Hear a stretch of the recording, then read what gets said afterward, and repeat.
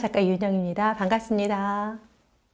자, 오늘은 문해력에 대해서 질문하신 내용 중에 하나를 여러분과 함께 이야기해 보도록 하겠습니다. 바로 읽기 독립에 대한 이야기입니다. 읽기 독립에 대한 질문을 너무 많이 하셔서요. 정말 잘 정리해서 이야기해 드릴 테니까 다시는 헷갈리지 않으셨으면 좋겠어요. 아이가 한글을 알고 혼자 책을 읽어도 되지 않나요? 라고 질문을 많이 하시는데요. 맞습니다. 혼자 읽어도 됩니다. 그리고 혼자 읽는 시간도 분명히 필요하지요. 하지만 혼자만 읽어서는 절대 안 됩니다. 읽기라는 것은 장르가 되게 여러 가지가 있잖아요. 아이가 어렸을 때는 정말 단순하게 뭐 그림만 있는 그림책을 읽을 때도 있고 숫자 하나만 읽고 이런 그림책을 읽을 수 있습니다. 그러다가 점점 뭐 한 줄, 두 줄, 세 줄 이렇게 글밥이 많은 그림책으로 넘어가죠. 그러다가 이제 고학년이 되면 그림은 하나도 없고 글자만 읽는 책을 또 읽게 됩니다. 어떤 책을 읽느냐에 따라서 어떤 컨텐츠를 다루느냐에 따라서 읽는 방법이 달라져요. 먼저 읽은 부모님이나 주 양육자님께서 읽는 방법들을 알려주셔야 합니다. 그림책은 이렇게 읽는 거야. 그림책은 이렇게 글자를 읽다가 그림도 보고, 그쵸?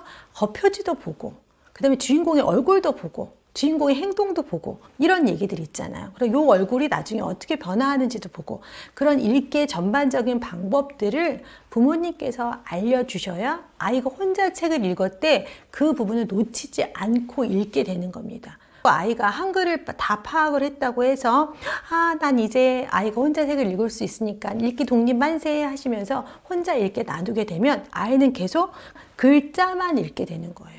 그래서 의외로 많은 아이들이 정말 글은 읽는데 그 내용을 모르는 친구들이 꽤 많아요.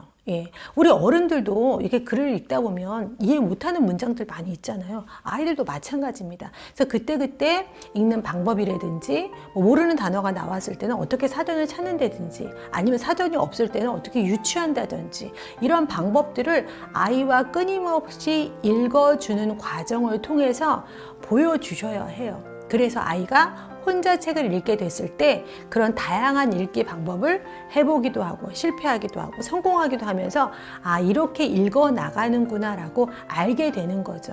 근데 많은 친구들이 또 한글이 일찍 터득한 친구일수록 혼자 읽게 되는 시간이 많으면서 그냥 눈으로만 글자를 읽는 친구들이 꽤 많이 있다는 것을 알게 됐고요. 그러면서 아이들의 문해력이 점점 더 떨어지게 되지 않았나라는 생각이 듭니다. 그래서 제가 생각했을 때 이 모국어는 읽기 독립은 완전히 없다 라고 생각하시면 좋을 것 같아요. 그렇다고 해서 뭐 중학생, 고등학생을 책을 옆에서 이렇게 막 끼고 이렇게 읽어주라는 얘기가 아니라 여기에서 그 읽기는 아이가 읽은 내용에 대해서 같이 또 이야기하는 거죠. 그러면서 또 다양한 생각들을 서로 나누면서 자기만의 생각들을 점점 쌓아가게 되는 게 아닌가라는 생각이 들어요. 아이의 읽기 독립, 너무 빨리 시키지 마시고요. 읽기 독립을 했더라도 한글을 다 파악했고 나 혼자 읽을 수 있어 그렇게 얘기하더라도 뭐 10권 중에 한 권 정도, 뭐 100, 아니면 일주일에 한 번 정도 이렇게 부모님이 함께 읽는 시간을 반드시 가져야 한다는 거, 그 부분 절대 놓치시면 안 되고요. 그때 그냥 눈으로만 애들한테 글자만 읽어주는 게 아니라 읽는 방법이라든지 해석하는 방법들 이런 것들을 보여주시면서 아이의 읽기 능력을 쭉 올려주시는 거, 그게 바로 진짜 문해력 공부가 아닌가라는 생각이 들어요. 또 어떤 친구가 정말 책을 많이 읽고 초등학교 들어가기 전부터 한글을 다 읽어서 본인이 읽기 독립을 하겠다고 했는데 나중에 정말 혼자 읽게 놔두셨대요. 그런데 한 3학년 말중에 가니까 아이가 읽은 책들을 보니까 초등학교 1학년 수준의 그 어렸을 때 읽은 책에 머물러 있는 거죠.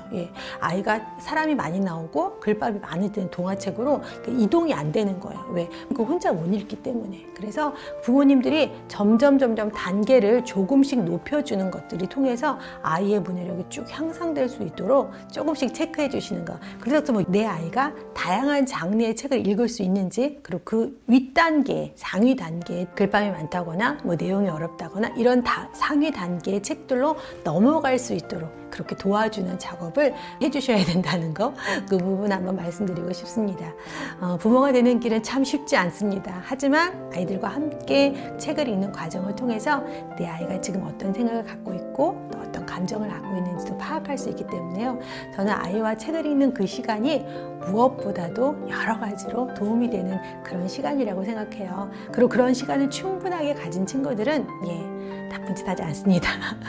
아이의 인생을 생각했을 때 책을 읽어줄 수 있는 시간이 과연 얼마나 될까요? 잘 생각해보면 그렇게 또 평생을 걸쳐 생각하면 긴 시간은 아니기 때문에요. 지금 하는 것들 꾸준하게 한번 해주셨으면 하는 생각을 보태봅니다. 힘드실 때 제가 어떻게 하면 조금 요령껏 재미있게 잘할 수 있을지 그 방법도 계속해서 알려드릴 테니까요. 기운 내시고 힘내시기 바라겠습니다. 오늘도 여러분의 문해력을 응원하겠습니다. 고맙습니다.